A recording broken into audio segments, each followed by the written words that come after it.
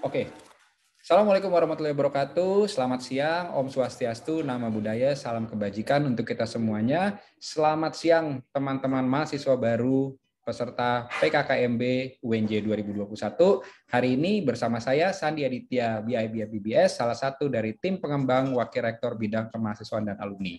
Di PKKMB Universitas ini, kita hari ini akan membahas tentang pencegahan dan penanggulangan intoleransi, radikalisme, terorisme, dan penyebaran paham yang bertentangan dengan ideologi negara.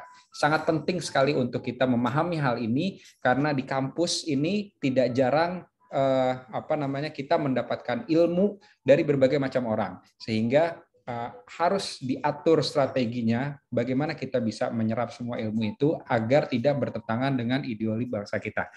Hari ini kita berbicara dengan salah satu wanita yang saya bisa bilang sangat super sekali. Beliau itu sekarang adalah ketua Komisi 3 di DPD RI ya, yang membawahi bidang pendidikan, agama, kebudayaan, kesehatan, pariwisata, pemuda dan olahraga, kesejahteraan sosial, pemberdayaan perempuan, tenaga kerja, ekonomi kreatif, pengendalian pendudukan, dan perpustakaan. Jadi cocok sekali nih ya kita bisa berbicara dengan beliau. Saya persilakan di sini ada Profesor Dr.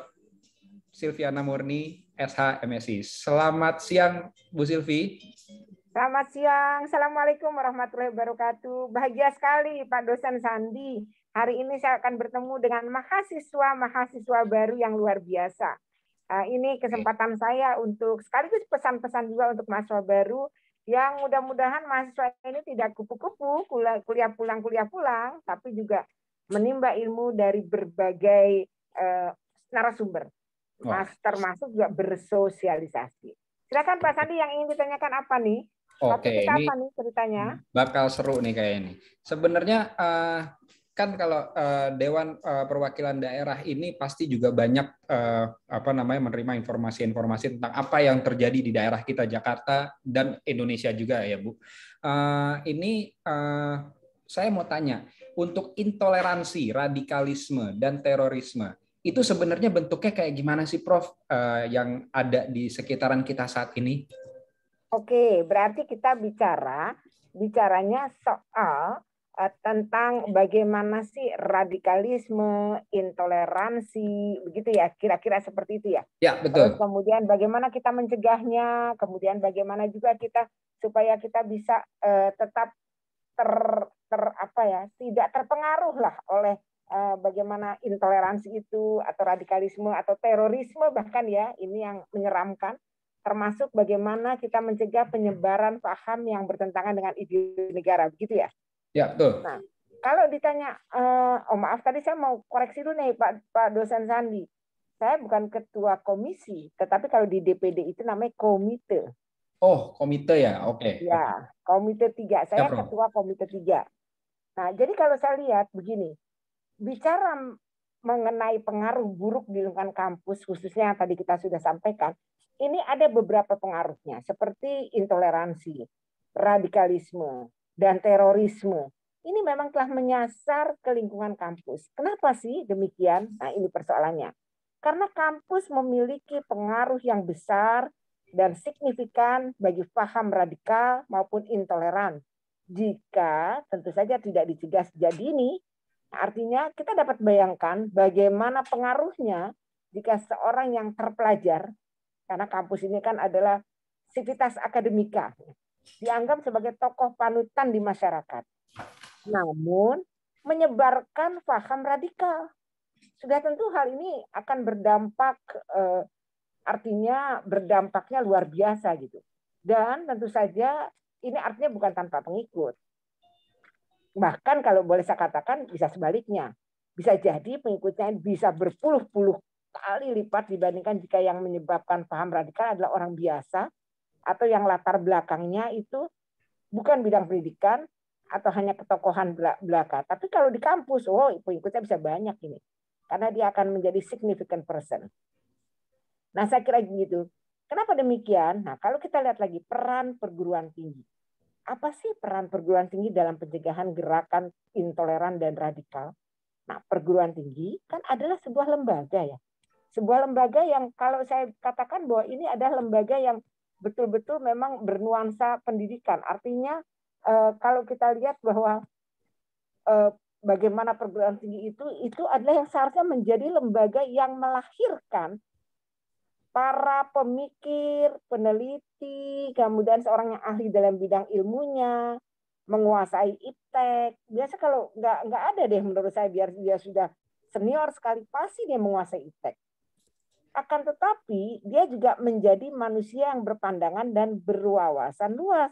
Karena memang dunianya di sana, dunia literasi, dunia berdialog tentang keilmuan, termasuk juga dia lebih demokratis karena mampu, diharapkan tentu saja, mampu memecahkan permasalahan yang dapat mengikuti perkembangan zaman. Nah, disinilah sebenarnya yang menurut saya suka katakan bahwa ini memang bukan ini rada gawat kalau adanya di lingkungan perguruan tinggi. Nah, begitulah yang ingin saya sampaikan Pak Sandi di awal dulu. Oke, lanjut Pak Sandi, pertanyaan lainnya. Oke, di sini kan ideologi-ideologi itu kan banyak dipelajari di belahan dunia ya. Yang saya suka tanyakan dan mahasiswa, apalagi mahasiswa-mahasiswa baru ya, suka bertanya ya, kenapa sih paham-paham ini tuh bertentangan dengan ideologi negara kita? Sudah pasti dari segi budayanya saja sudah beda. Tapi saya ingin dulu, bagaimana kita mengenali radikalisme itu, intoleransi, terorisme, pola kaderisasinya seperti apa sih? Karena dari pola kaderisasi ini akan nanti muncul hal-hal yang pantes kenapa di kampus bisa seperti ini. Kalau kita lihat, kampus ini menjadi lingkungan yang menjanjikan bagi seseorang yang paham radikal dan intoleran. Kenapa? Karena mereka membidik para mahasiswa yang secara psikologis masih dalam proses pencarian diri atau aktualisasi. Nah, memang dalam banyak kasus kita lihat bahwa paham para penggiat, kalau kita bilangnya para penggiat paham radikal ini membidik mahasiswa yang polos, yang jarang-jarang gaul gitu. Artinya dia tidak memiliki latar belakang agama yang kuat. Terus kemudian kalau kita lihat lagi juga ya, mahasiswa ini ada petanya. Nah, petanya yang pertama, mahasiswa yang tidak memiliki latar belakang keagamaan yang kuat. Justru mereka yang tidak kuat ini agamanya. Dan mereka lah nanti yang akan memiliki semangat belajar keagamaan yang cukup tinggi. Karena tidak mengerti, jadi ada kehausan ingin belajar. Kemudian ada lagi yang namanya pola tertutup dalam kaderisasi. Di mana paham radikal ini menjadi titik penting proses doktrinasi paham radikal itu sendiri. Termasuk semakin eksklusifnya suatu pengkaderan, maka radikalisme semakin tidak terbendung. Dia tuh bangga kalau semuanya ngumpet-ngumpet, kemudian bagaimana mereka juga sepertinya wah keren kalau nggak ada yang tahu, diam-diam, padahal justru menjadi pengamatan, bahkan justru menjadi TO, target operasionalnya gitu.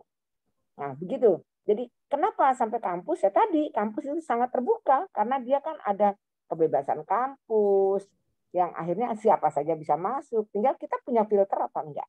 Nah, itu yang menjadi persoalan yang mendasar. Oke, Silakan. apalagi saat ini itu digitalisasi itu sangat mudah di mana-mana ya. Jadi Betul. kadang pengaruhnya itu bukan hanya temu muka, apalagi sekarang kan temu muka lagi nggak bisa nih, kita harus bermasker ya nih PPKM. Tapi penyebaran ideologi tersebut masih marak ya, Prof ya? Sangat marak karena begitu mudahnya hanya dalam tempo second orang bisa tahu, oh ternyata begini, oh ternyata begini. Dia tinggal klik aja. Ingat, pasti Pak dosen Sandi ini karena ahli IT tahu, the world in your finger. Dunia itu berada di ujung jarimu. Sekarang apa saja, makanya kalau kita nggak pandai-pandai memilah, anak-anak kita juga jauh lebih dahsyat perkembangan ilmunya. Anak-anak kita SD udah lebih paham kadang-kadang dari kita. Kenapa? Karena hari-hariannya apalagi tidak dikontrol dengan manajemen waktu. Ini bahaya. Karena itulah perlu ada upaya pencegahan di lingkungan kampus. Ini penting sekali Pak dosen Sandi. Kenapa? Karena kampus ini harus memberikan fasilitas belajar keagamaan. Ini bicara soal radikal. Biasanya kalau radikal konotasinya pasti ke agama. Lari begitu. Kemudian dan pemberian fasilitas keagamaan secara proporsional kepada siapa? Ya kepada mahasiswanya, kepada dosennya. Ingat loh, dosen juga banyak yang perlu diberikan proses pembelajaran. Terutama untuk menampung mereka yang sesungguhnya mereka memiliki semangat belajar agama ini yang tinggi, sekalipun tidak memiliki latar belakang keagamaan yang kental.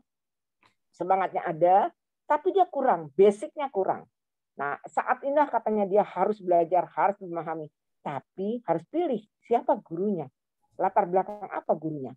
Sehingga akhirnya mereka tidak belajar agama kepada kelompok radikal atau eksklusif yang justru benar, tetapi mereka karena tidak memiliki latar belakang keagamaan yang kental, akhirnya mereka belajar dengan kelompok-kelompok radikal yang eksklusif dan bahkan justru ini yang membahayakan. Kampus secara berkala harus mengupayakan penyebaran ajaran agama dengan suasana terbuka. Jadi siapapun bisa memberi masukan, tidak eksklusif. Dan menekankan, ini yang paling penting, menekankan moderatismenya. Moderat. Dengan tetap berpegang kepada ajaran yang syar'inya atau syariahnya seperti apa.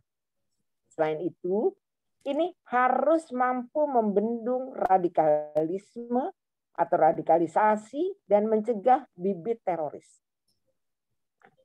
Kedua upaya tadi yang saya sampaikan, ini menjadi strategi untuk membangun moralitas mahasiswa yang seimbang dengan keunggulan mereka secara akademik.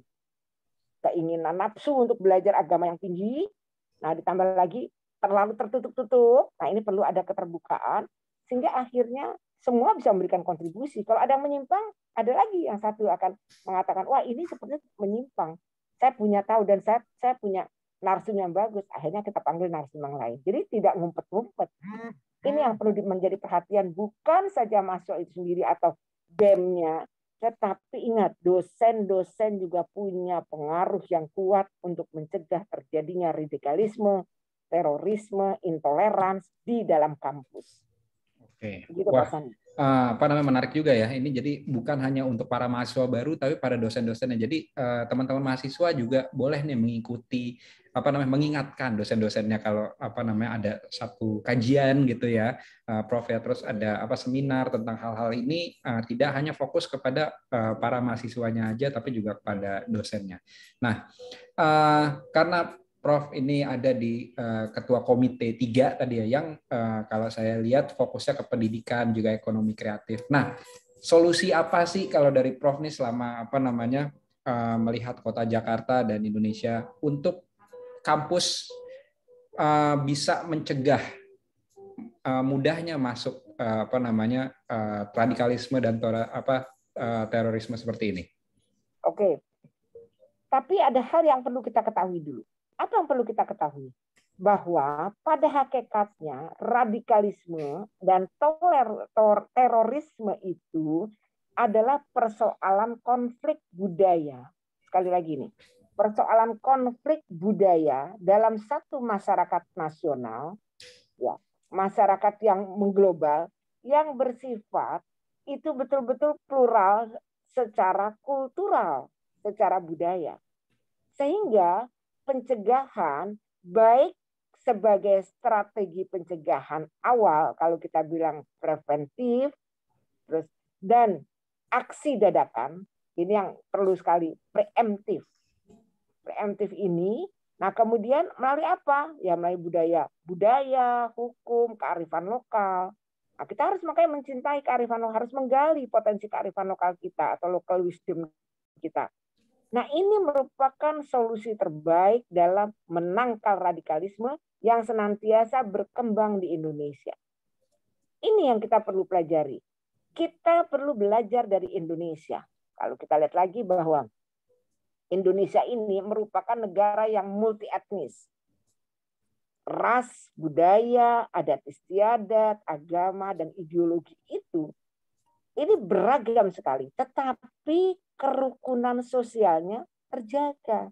Kenapa demikian? Ya tadi saya katakan, hampir seluruh rumah tangga di ruang-ruang domestiknya ini selalu mengajarkan basis-basis kearifan lokalnya, kemudian basis agama yang dianut oleh sebagian dari keluarga besar itu, Sehingga akhirnya ini salah satu yang merupakan kekuatan dari kita sehingga kita bisa mencegah dari awal terjadinya intoleransi.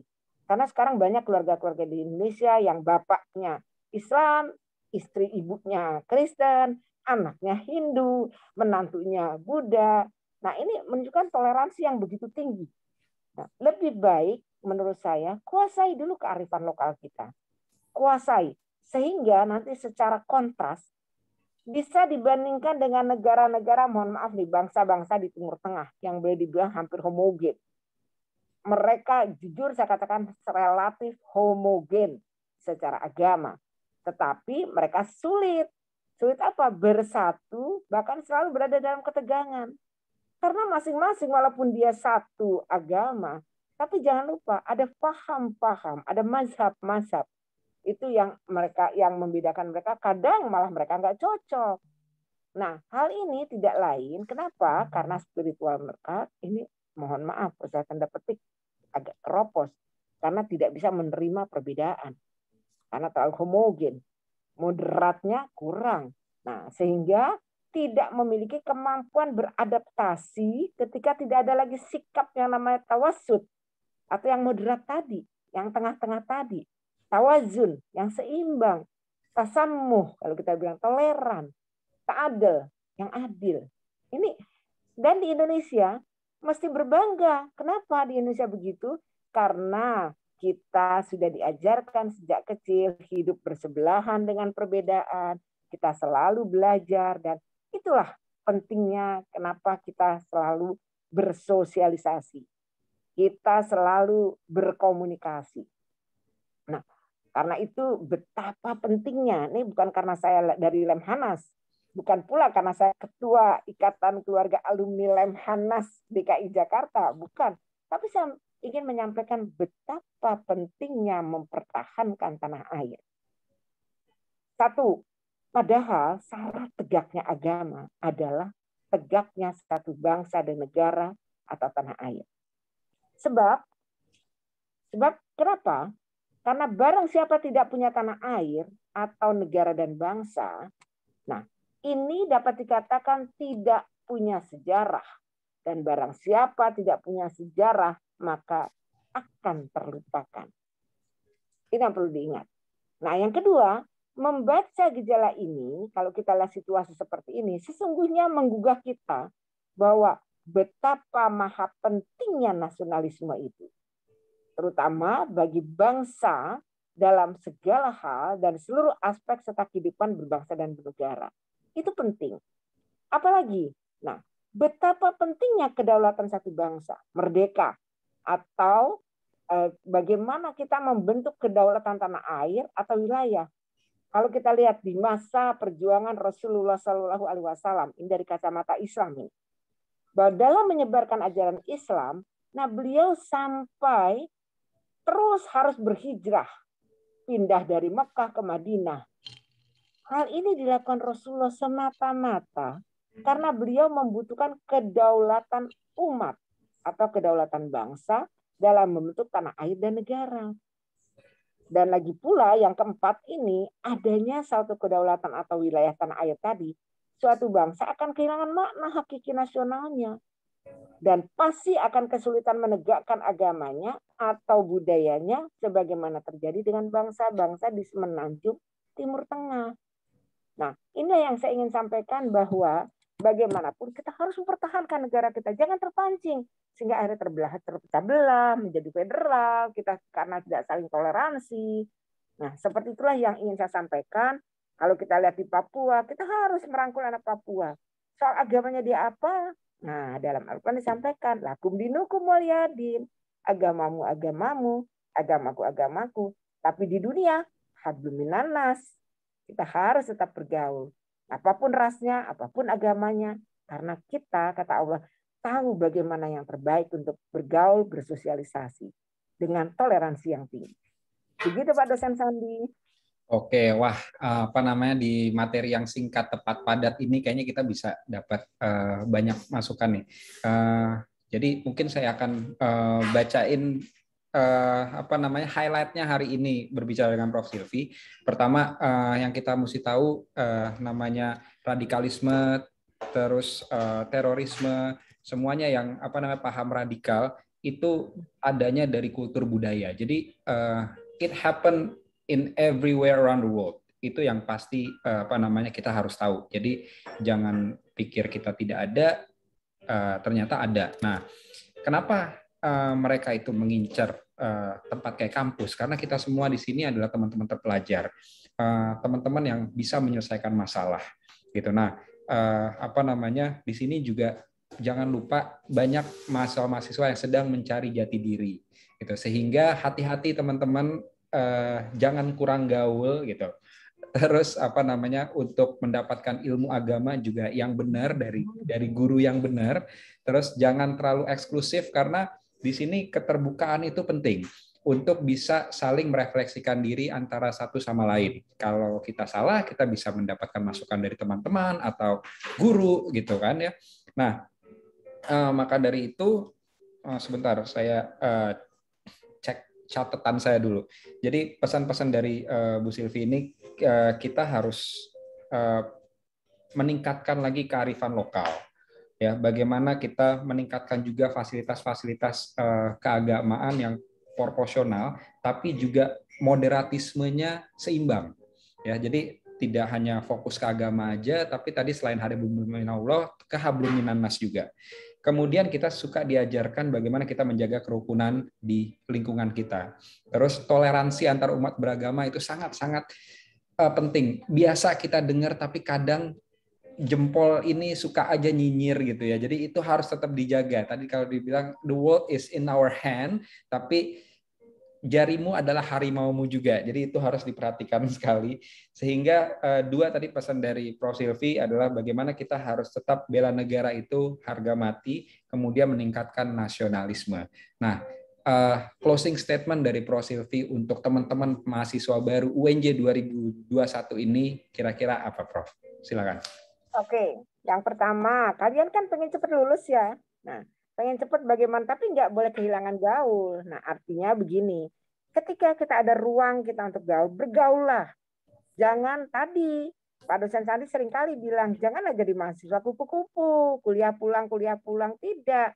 Jadi waktu kita kuliah, kita serius, fokus, ingat fokus. Saya nggak pernah, alhamdulillah nih, bukan mencontohkan, bukan sombong. Saya cuma ingin merimain. Saya nggak pernah kalau kuliah bercanda. Nah, satu serius, kan cuma 2 jam, paling 1,5 jam. Setelah itu kita bisa main. Kita betul-betul create bagaimana kita bisa gaul dengan teman-teman. Fokus ketika kuliah, setelah itu kita mainlah semaksimal mungkin. Gaullah dengan siapa saja. Kita terima semuanya, pakailah teori gelas kosong. Jangan mentang-mentang kita sudah profesor, sudah banyak pengalaman, dan menganggap orang lain kecil. Jangan. Seperti gelas kosong. Ilmu yang dapat pasti masuk. Kalau kita pakai gelas penuh, 1 tetes saja, maka yang ditetes ini akan keluar, bahkan lebih keluarnya lagi. Jadi gaul, tapi tetap pelajari yang benar, persis seperti yang tadi Pak dosen Sandi bilang, kita tanya sana, tanya sini, cari guru yang terbaik, kita gabung-gabungkan, ini yang dikatakan dengan synthesizing mind. Bagaimana menggatuk-gatukan. Ingat, kalian kalau kuliahnya lambat, artinya waktu kalian sia-sia. Yang keduanya, uang orang tua kalian, whatever kamu bisa cari duit sendiri, lewat menjadi Instagramable, menjadi YouTubers, gitu. Tapi ingat, ini uang yang mesti dimanfaatkan untuk yang lain. Jadi segeralah, mulai dari sekarang, ketika masuk kuliah, langsung saya mau ambil skripsi, judulnya apa, temanya apa. Untuk mengambil skripsi yang cepat dan mudah adalah 1, kita kuasai dulu, kita senang dulu, kemudian mudah.